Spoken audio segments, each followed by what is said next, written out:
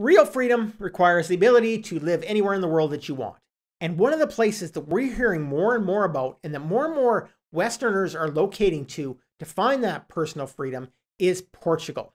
And today I'm going to talk about 7 reasons that you might want to start considering Portugal for your future plans, and one thing that might drive you absolutely crazy about it if you do. That's all coming up today on Renegade News.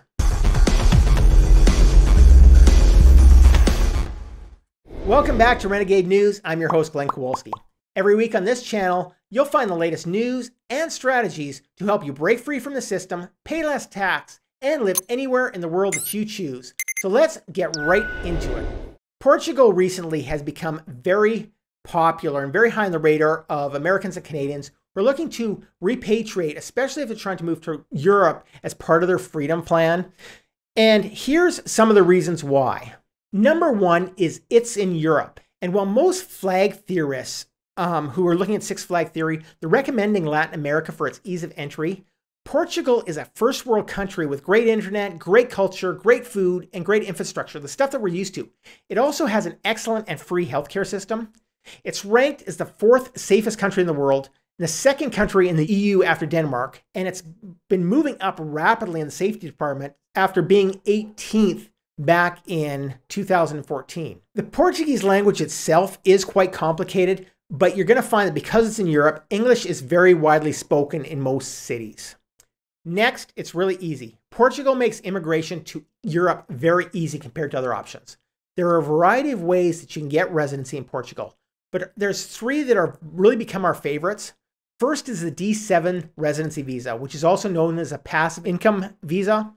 If you have any type of passive income, or if you're remote working, at least for about 700 euros per month, this is something that you can qualify for. The visa costs to get this are less than 400 euros, and it's possible to apply without hiring a lawyer or an immigration agent, so you can actually do it all yourself.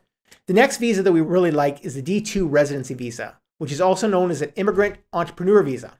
And that's for anyone who wants to transfer or to start a new business within Portugal. However, we still recommend the D7 as a much easier path with a lot less paperwork and a lot more difficult rules that you need to follow. Then we have the golden visa, which is a visa that you get through real estate or investment within the country. One of the cheapest ways to get this is with real estate starting at about 280,000 euros.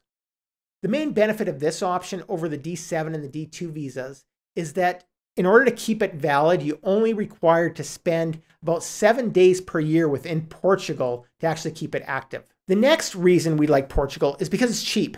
So besides all the affordable entry requirements that we already talked about and the visa costs, which are really highly competitive for anywhere in the world, Portugal is known for its low cost of living, with the exception of the higher than average electrical costs and fuel costs.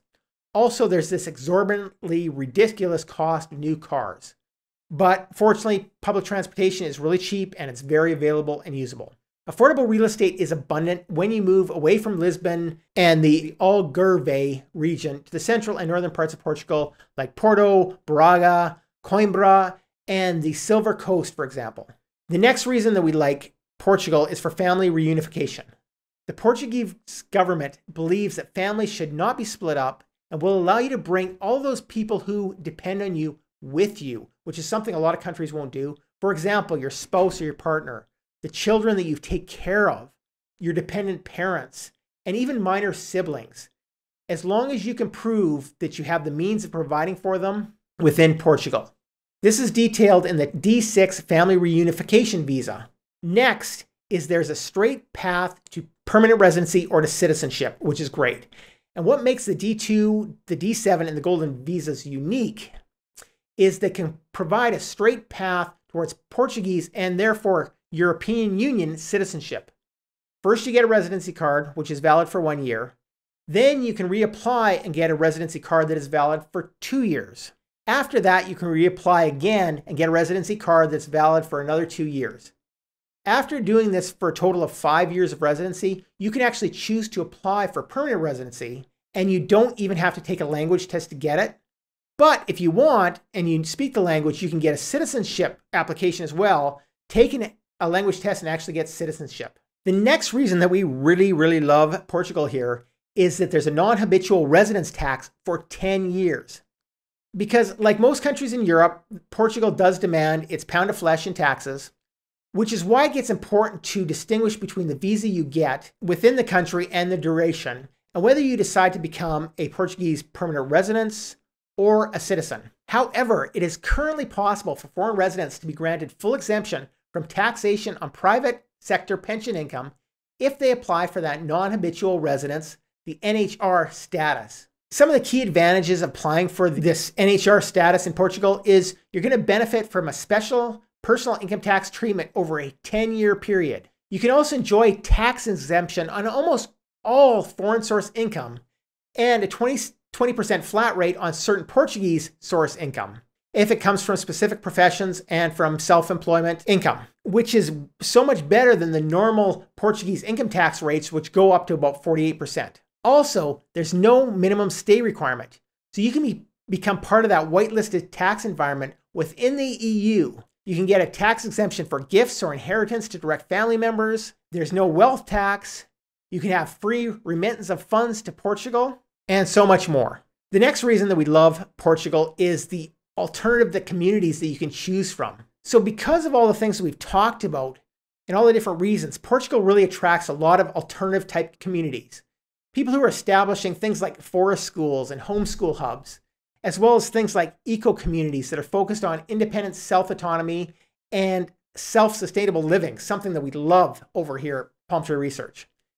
This is a very achievable ideal because of the country's good weather, plenty of fresh water sources, there's fertile land for fruit and vegetables, there's abundant fish and seafood around you, and there's really good conditions for raising livestock as well. However, there is one thing that we have to mention that we don't like so much about Portugal, and that is bureaucracy.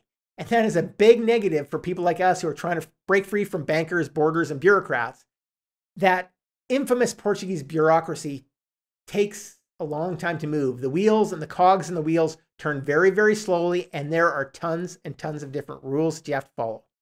For example, if you buy land without a habitation license, you have to get permission from the local municipality to put up a permanent structure. And that can take up to 10 years in extreme cases to get. On a good side, you can, however, pitch a yurt to live in for those 10 years while you wait, I guess. But for freedom seekers like us who are tired of government control, all of Portugal's many benefits might weigh up against this one big kicker. And it is something that you're going to have to deal with. So choose wisely. So overall, with all these 7 points, we think that Portugal is a great option to get your plan B, to plant that second residency flag. And if you're patient and willing to live in Portugal for 5 years, you can also secure your second citizenship and pay less tax for 10 years, which is something that we think is awesome. So what do you think? Is Portugal somewhere that you might consider planting your flags? Where else are you thinking about planting?